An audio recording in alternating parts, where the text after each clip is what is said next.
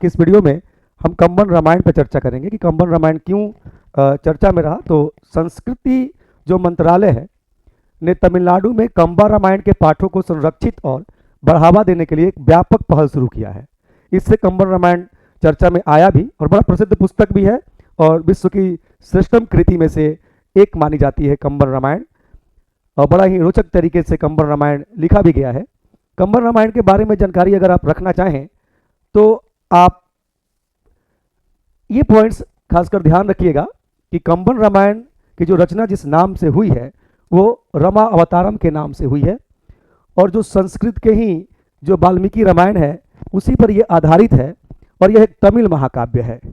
ठीक है, ये ध्यान रखिएगा। आगामी परीक्षाओं में आपसे कंबन रामायण से सवाल पूछे जा सकते हैं और ये आपको देखने को मिल भी सकता है। लेखक ने यानी कंबन ने 12वीं शताब्दी ईस्वी में तमिल कवि जो है कंबर द्वारा ये कंबन रामायण यानी रामा अवतारम लिखा गया।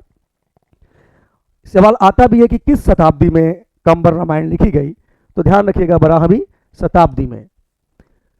संबंधित राज्य है तमिलनाडु, विशेष रूप से कवि के जो जन्म स्थान है कंबन के थेरुझुंडूर में कंबर मेदु से ये जुड़ा हुआ है।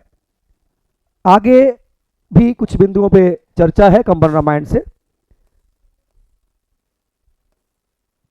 एक तो इसमें आप देख सकते हैं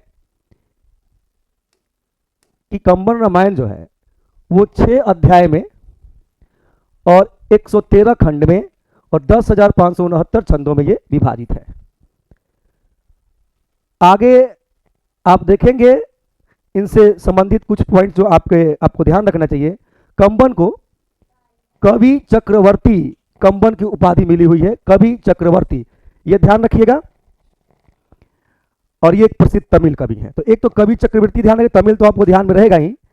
और इन्होंने जो रामा अवतारम देख रहे हैं जिसको कंबन रामायण भी कहा जाता है, रामायण का ही तमिल रूपांतरण है। जन्म इनका तमिलनाडु के वर्तमान मय्यालुथुदुरई जिले में स्थित थेराझुंडूर में हुआ था। केवल हम कंबन से आपको परिचित करवा रहे हैं कि आगामी एग्जाम में अगर कुछ प्रश्न आ जाएं तो आपके लिए ऐसा नहीं लगे कि बहुत अननोन जैसा कुछ है। और इनका जो जीवन अवधि माना जाता है 1180 से 1250 ईस्वी के बीच माना जाता है कंबन का।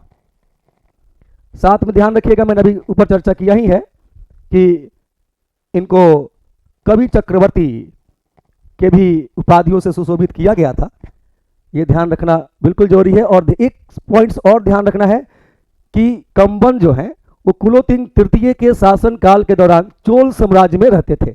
अगर पूछ दे कि किस साम्राज्य के अंतर्गत कंबन ने अपना तमिल रामायण की रचना की, तो उत्तर लीजिएगा चोल साम्राज्य। उनका जीवन काल 1180 से 1250 ईस्वी के बीच माना गया। और एक बात और, ये वैष्णव दार्शनिक रामानुज के बाद रहते थे जिनका उल्लेख उन्होंने अपने कार्यों में भी किया है कंबन ने। ठीक है, तो बहुत महत्वपूर्ण योगदान है कंबन के द्वारा रचित कंबन रामायण का, रामा अवतारम का। और ध्यान रखिएगा, और इसमें कुछ अगर आपके लिए इंपॉर्टेंट हो तो मैं आपको बता दूं। बस इतना ध्यान रखेंगे तो प्रश्न आपका सॉल्व हो जाएगा। क्या सवाल पूछ सकता है आपसे, हम थोड़ा सा स्पीडली आपको बता देते हैं। एक पूछ सकता है कि कंबन रामायण की रचना किसने की, तो कवि कंबन ने की। इसको किस नाम में रूपांतरित किया तमिल में, तो रामा अवतारम में किया। किस भाषा में लिखी गई, तो तमिल भाषा में लिखी गई। किस रामायण पर आधारित थी, तो वाल्मीकि ऋषि के संस्कृत रामायण पर आधारित थी।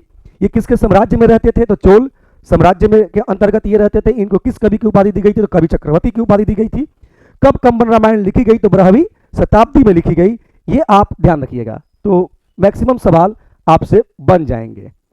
ठीक है, और बाकी बातें हमने आपको इस वीडियो के माध्यम से अंदर में समझा ही दिया है। ठीक है, धन्यवाद।